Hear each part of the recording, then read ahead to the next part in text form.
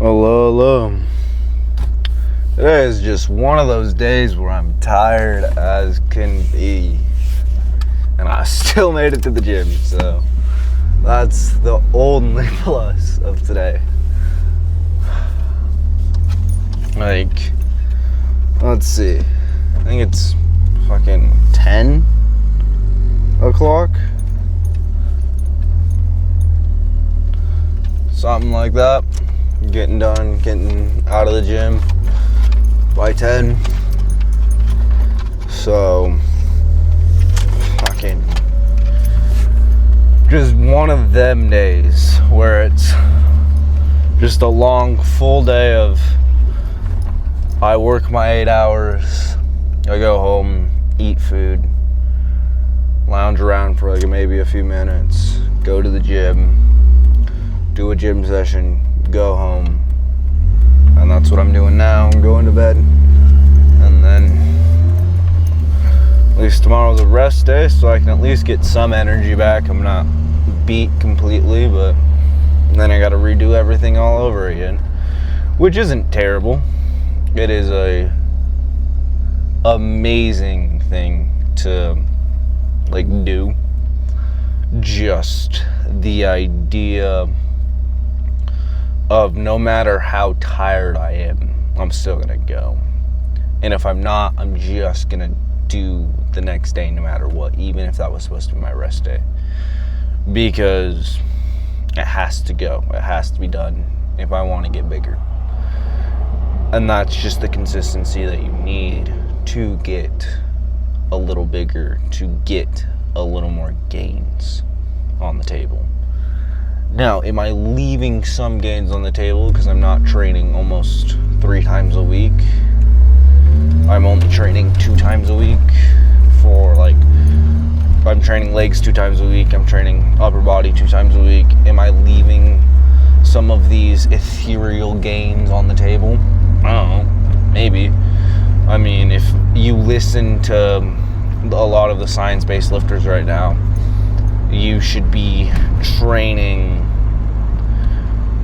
a lot more instead of hitting it really hard and training a little less because of the intensity. But it's all up to you and how you want to train. It doesn't really matter. It's like a video game. People can tell you how to beat the game, or as it would say, grow the muscle, but it's all up to you on how you want to play the game. So how you want to get the muscle.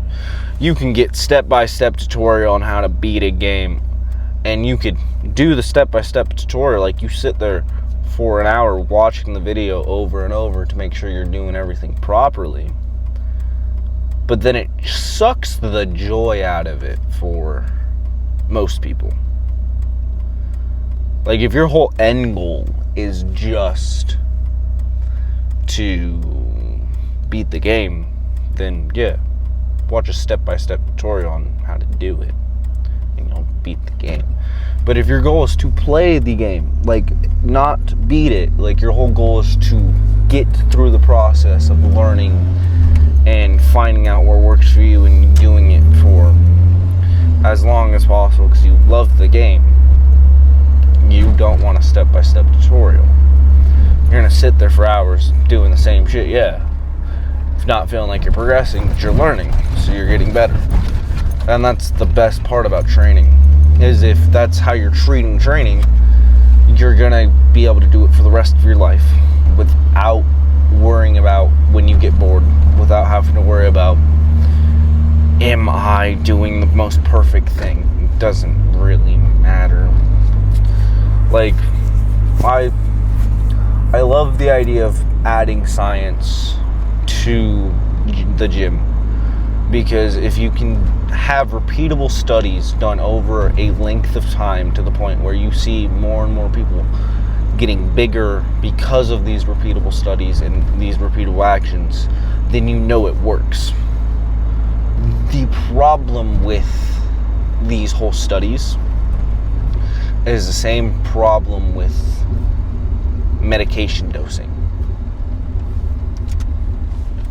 It's all up to how the body reacts. Here's an example, like something that a lot of people, from what I've been hearing, have been using a lot of, even though it's kind of liver toxic, Accutane.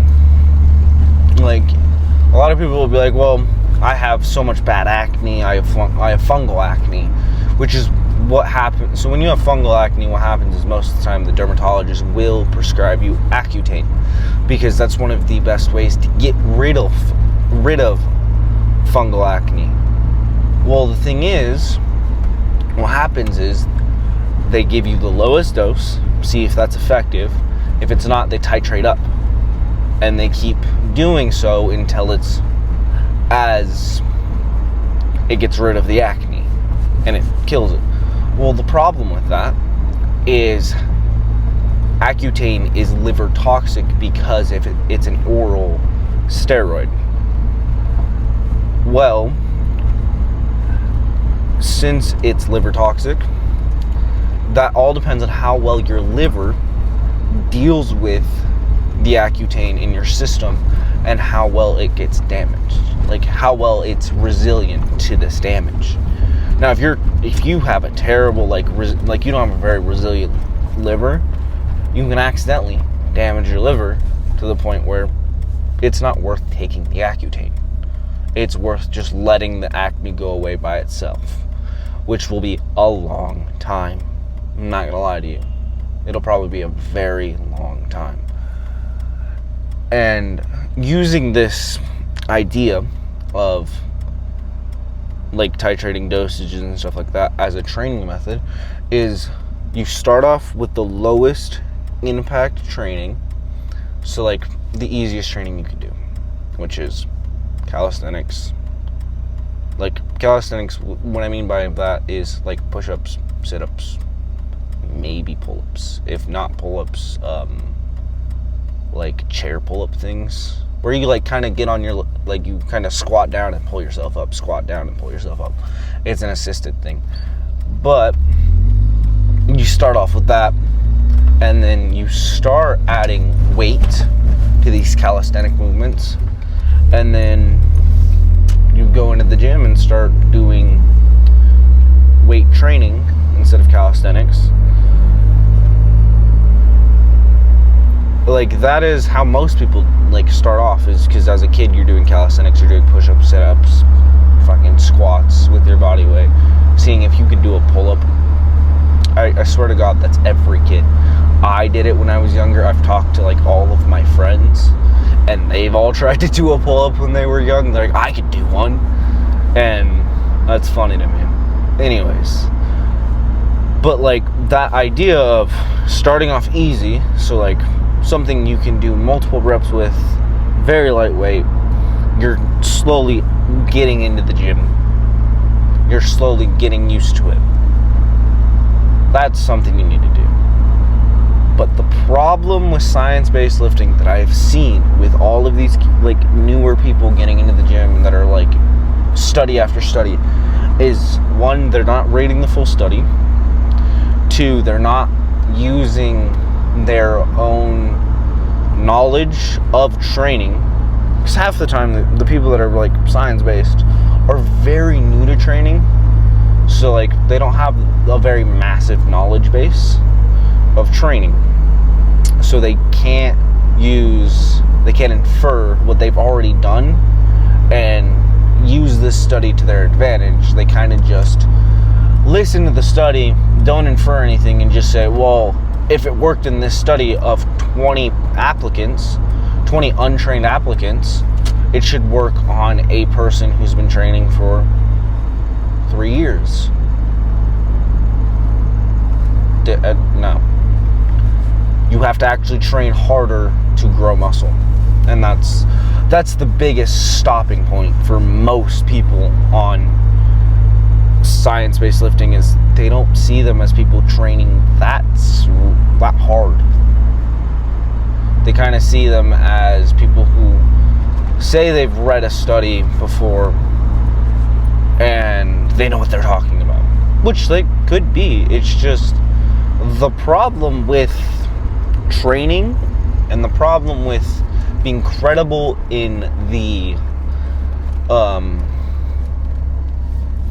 lifting, what's it called? Community. The lifting community is you have to have an amazing physique or a ton of muscle to be credible. One guy I could use as someone who I don't really trust that well on his knowledge base, and that's Hussein Farhad. The reason I don't really trust him on like what he says, even though from like the things I've seen from him are very like knowledgeable, but a lot of them are just him copying what he's heard from people who have been training longer than him and just telling people the same thing. Because he's only been training for, I think, 4 years now. 4 or 5 years. So he doesn't actually have that many years under his belt of knowing his body, knowing what, having clients, all this stuff. No, that doesn't mean his knowledge is not pretty good. It just means the reason people are going to him is because of his physique, not because of how much actual knowledge he has. But that's what we use as credibility. So it's really hard to listen to someone who doesn't have an amazing physique, who has a very decent physique like I do, and listen to them and go, okay, they know what the fuck they're talking about.